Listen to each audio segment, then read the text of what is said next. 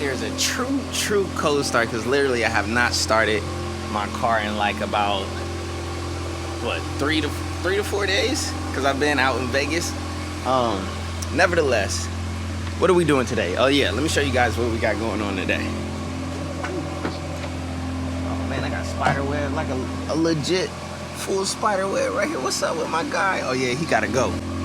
Y'all see car parts right here? Lowering springs, rear sway bar is going down. Hello. Hey, how you doing? I'm doing really well. Are you CJ? Yes, I'm CJ. All right, so we have made it to my location. I was like, y'all know, 5 minutes late, but hey, that's life. That's how it goes, you know what I mean? We need one last look at stock height, right? As you guys will see. I don't know, y'all comment down below. What do you think about this height? Do you guys feel like the stock height that I'm at right now is like just fine with the tires and wheels that I have? Or do you feel like we need to lower this? Now, I've seen some people say, hey, you need lowering springs. I had a couple comments like that, and I was just like, relax, boys. Like, I already had the ST suspension springs. So those are like one of the first parts that I actually purchased was the lowering springs, which is crazy. I've been sitting on those for a minute. The rear sway bar I decided to get, because I'm just like, well, if we're gonna have the car already taken apart doing suspension, we might as well put in the rear sway bar and knock that out. So I think the next thing I wanna do is audio. That's just something I need for me personally. And then, I mean, we can't do much performance yet because there isn't much on the performance side. Anything else? That's it? All right. Should be it. What did you have before this? I had a GTI. Okay. I had a Mach 6 GTI 2013. I originally wanted the Golf R when I got the GTI. I just wasn't there yet. Oh, got an STI. What are you guys doing to this? Rebuild or?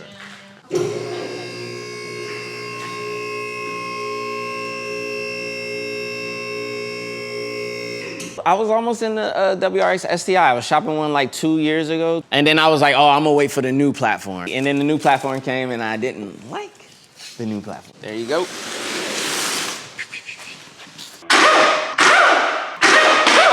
So when it comes to springs, usually the front is the most complicated and rear is probably the more easier side, right? Volkswagen on the Golf has this nice multi-link setup. Mm-hmm.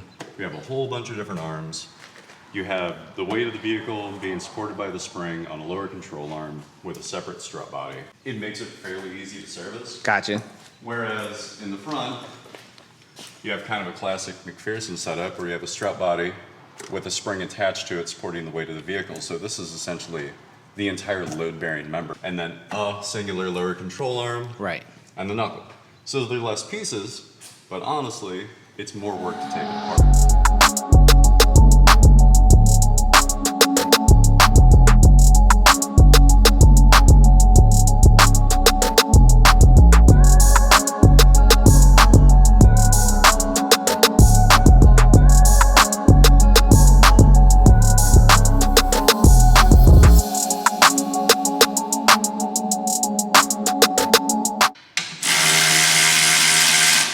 Rear springs are off. Boom and boom. You can see the stock EndLinks and rear sway bar right there.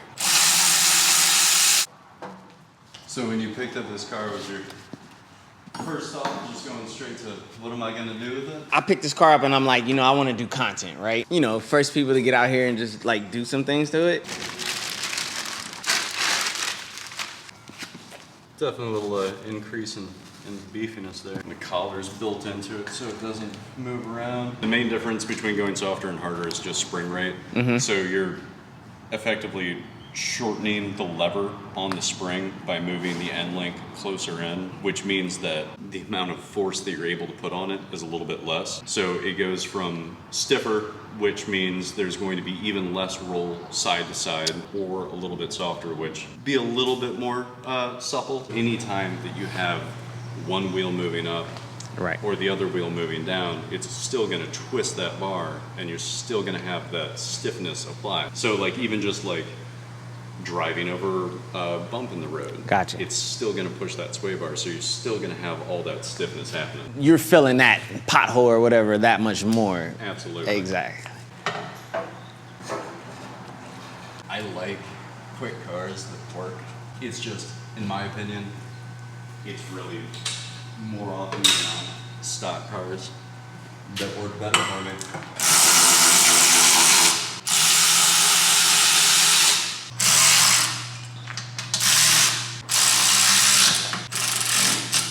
Do you see people come in, go crazy on mods, and then like end up regretting it after, or like they feel like they went too far because of what they thought, and then it wasn't what they believed or expected in the end? I don't know that people like to admit to it. Oh, right. It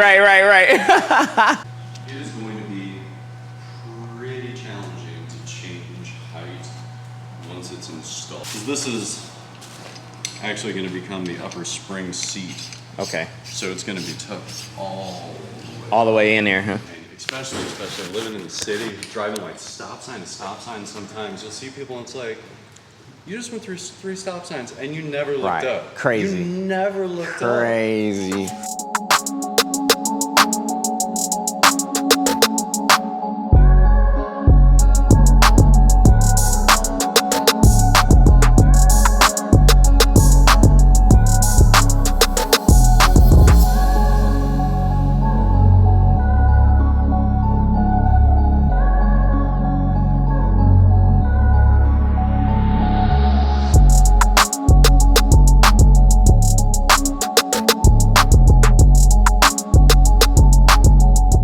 So by changing and putting new bolts on there, you're ensuring like a more secure fit? It came with some new bolts. It was saying to reuse the original Okay. Volkswagen nuts. Gotcha. And I know I've got some good quality ones over there. All right, sweet. So might as well put some torque on some new fasteners. Sweet. As opposed to reusing some that Volkswagen typically says don't reuse. Volkswagen definitely wants you to replace fasteners. Got it. All the time.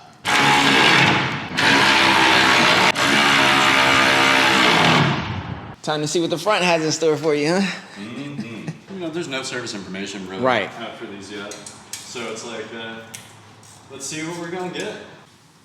Every manufacturer that sells a car in the United States has to allow access to their vehicle information. Right.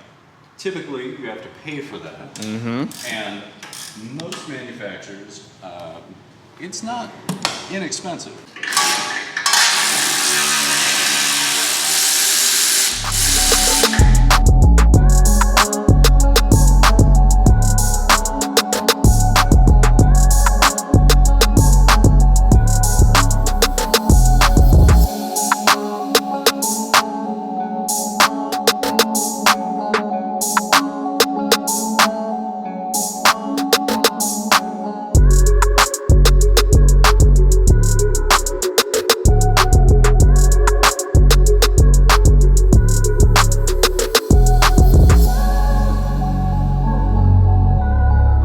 Right now, what are you figuring out, like the sizing or like the Yeah, lowering? I was just trying to decide where to set it since you have to take it all the way back apart to adjust it. So you have more adjustment range in the front than you do in the back. We're 3 millimeters beneath the max spec in the back. So I'm just gonna say let's try 6 millimeters in the front above or below the max spec.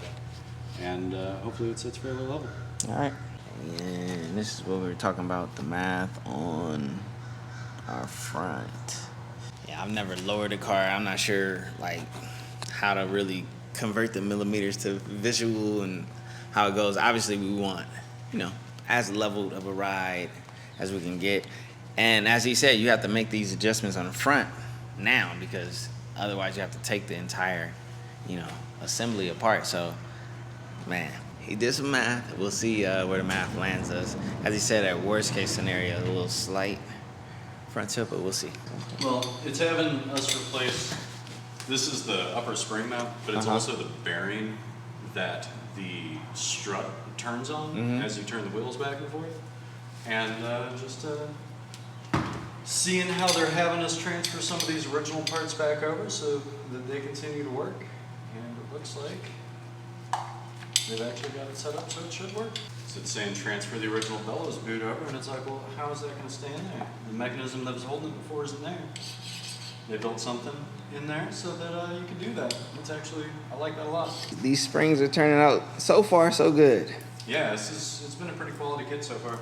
Put this TÜV certification means that it passes Germany's rigorous like safety and quality standards. Okay. Because they are way more concerned about the quality of parts on vehicles going out on the road. So like anything that gets done has to be TÜV certified. Okay. And to be TÜV certified requires actually a pretty high level of quality. Okay. So sweet. That's not a bad thing.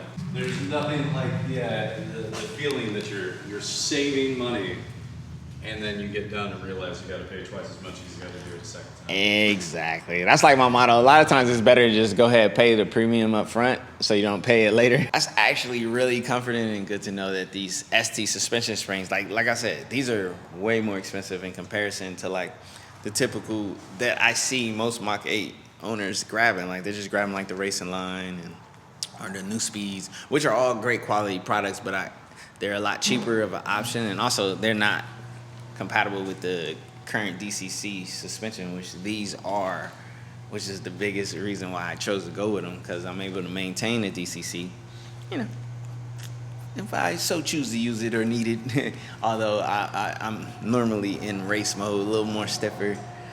It's really not that stiff though. Precision eyeball right there.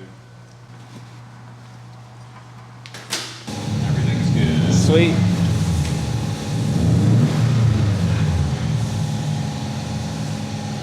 Man, it's gonna suck like years from now when we are all electric and this is no longer the sound, dude. I don't know. Have you driven a Tesla or anything? Have you? I have not driven a Tesla. I have driven a few other electric vehicles. Okay. I think my favorite experience with one as of yet is an older Mercedes Smart for 2 electric. It was very go-karty. Yeah, okay. Very small. Electric and hybrids have that go-karty feel, right? To my car enthusiasts out there that love the sound and the rumble of their engine, how do you feel about an all-electric car world? Yes, electric cars are fast. Yes, they have the torque. But there's also something about that sound. That sound. I don't know.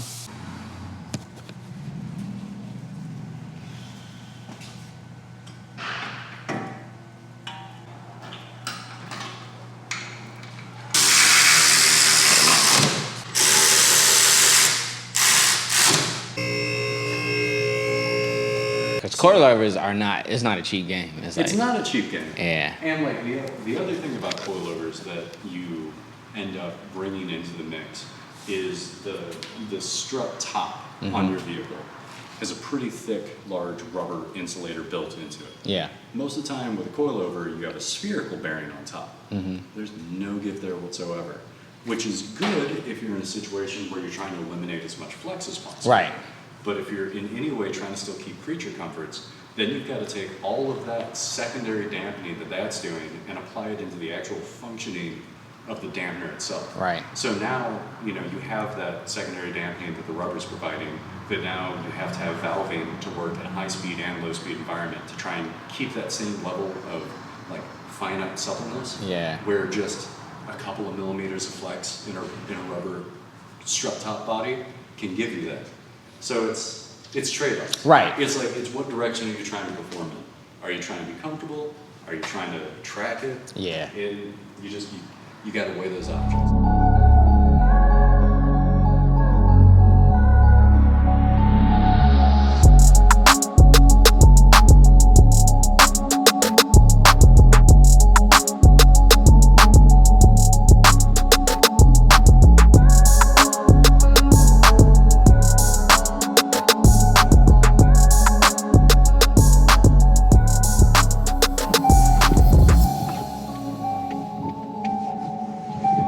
All right, what is up, Unplugged fam?